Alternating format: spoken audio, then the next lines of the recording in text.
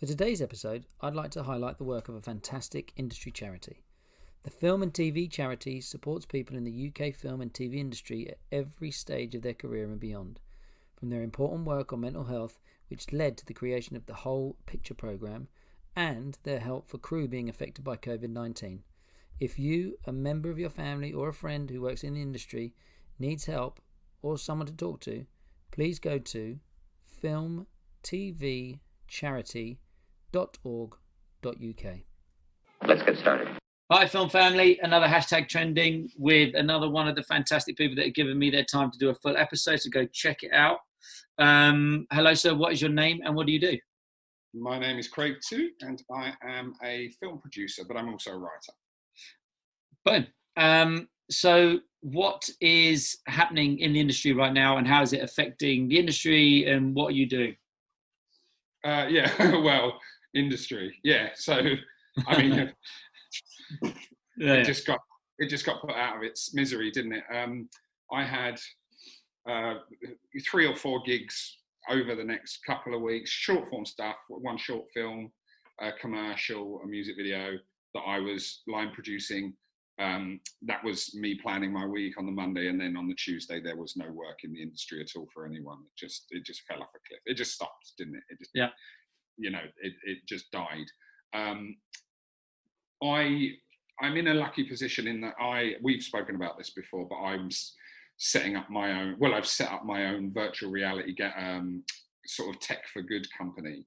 So now I just have all of the time in the world to pour into that resource, because what you do when you set up a new thing is you still need to earn bread, don't you? So I was managing on my spare time, setting up my business, going out and setting up my projects while still producing and paying the mortgage essentially. But now what I've done is I had all of the time in the world to devote to myself. Is there anything that you're doing? Is there anything that you're doing now that you didn't do before, that you've changed up how you would normally work from the producing stance? I mean, well, yeah. I have still got little bits and pieces. So there are things in development that other producers have come to me, script breakdowns, budget first passes, script feedback notes. So whereas I haven't really had time to do that sort of service for a while because I've been on set. Now I can call those people up and go, do you still need that budget? Do you still need that script breakdown? Do you still want those notes? Do you want introductions, et cetera, et cetera? So I'm doing a little bit more of that prep work. And it used to be that prep work was my bread and butter, because as a film producer, I'm not a short form producer, or, I don't work in commercials that much. I don't work in music videos that much. I make features. Feature producers only really tend to be on set for about 10 weeks every 3 years, because the rest of the work is develop the script, attach the talent, refine the finance, put the financial structure together. Then you've got post-production, then you've got selling and stuff like that. So a film producer's job, you're on one project for 2 years, and 2 months of that is filming. So my bread and butter used to be that prep work or that sales work. We've got a completed film that we need to bring to market.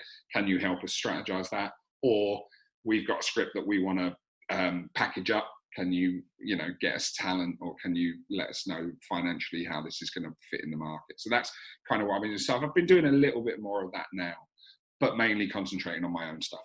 Nice. And you mentioned to me in a message the other day of what you're doing with some script reading and that kind of stuff. Are people still looking to get things made? Are people still looking to work, or how is it affecting you as a film producer? I think it's an opportunity. Look, it's a forced opportunity. It's a gun to your head. If you went to prison and you got 6 months in solitary confinement, you'd write that novel that you've always had in your head, wouldn't you? There's fuck all else to do. Sorry. Yeah, good point. There's nothing else to do. So that's sort of like, everyone's just now been handed down a 1 month prison sentence, or I think a 3 month prison sentence. I honestly think the government have said 3 weeks, because if they said 12 weeks, we'd all go nuts. I think Yeah. they know.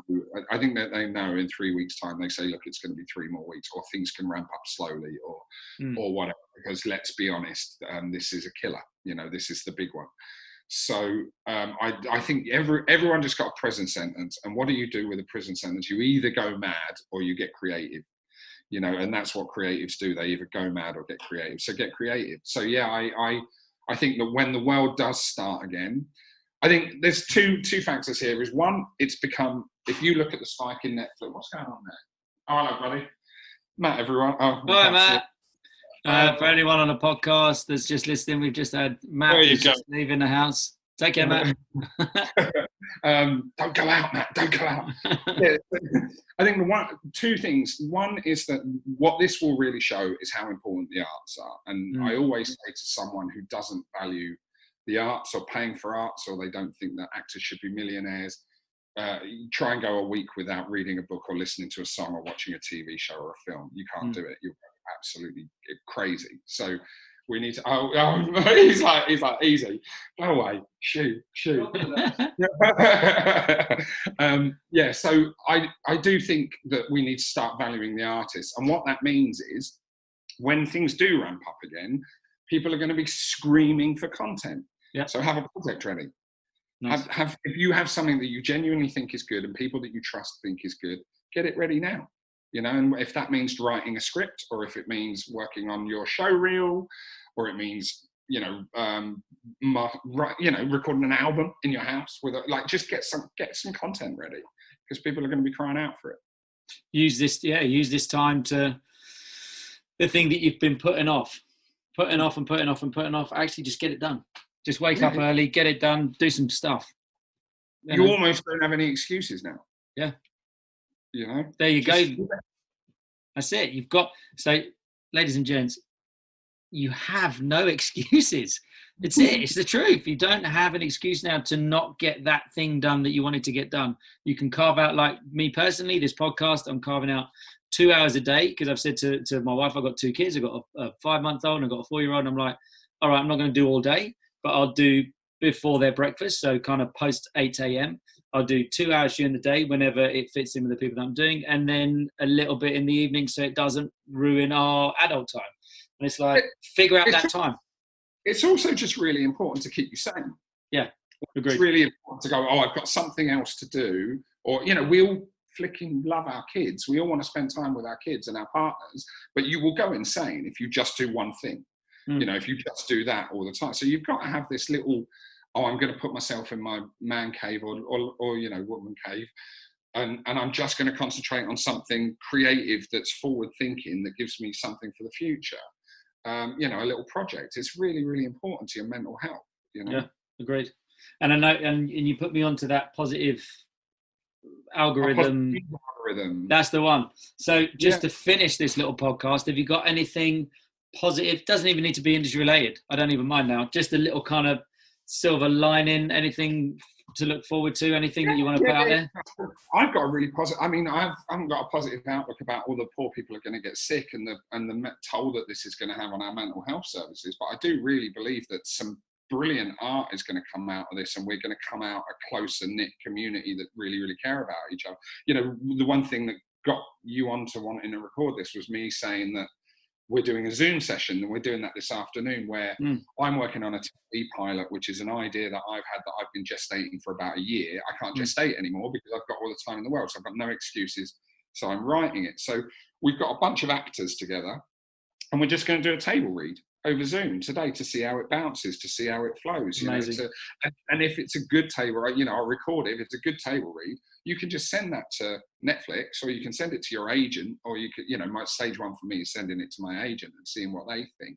But then you have, because, agents don't necessarily read scripts if you're unrepresented. It needs to come via a trusted channel. Otherwise, they'll just never get through them all, because they get 100 a week, or the same with production companies or broadcasters or whatever. But if you go, here's a 45-minute Zoom of the first 2 acts with really good actors, they'll watch that because they're stuck at home with nothing to do. So they're like, I might as well see if I can find any gems, so that when I come back into the boardroom and they go, what's everyone been doing? They go, I found a project. So you can get productive. But where I was going with that is, the community spirit that I'm getting some actors in there that I wouldn't ordinarily be able to get 2 hours of their time because they're busy and they're good, and they've got a little bit of, sway behind them. But they're like, yeah, Craig, I'm at home and I'd love to come back in with a project that I'm attached to. So I'm getting good people. So there's that community spirit of coming together, So in this adversity, there are, it's I guess how I'm looking at it is it's like, how do you look at a situation? Is it doom and gloom, or do you kind of go, right, what opportunities can I get from everyone being at home? And for you, I think it's amazing that you're like, well, look, everyone's at home, so I know I can hit up these actors because, well, they're going to tell me that they're out of the country. They can't be. The world's on lockdown.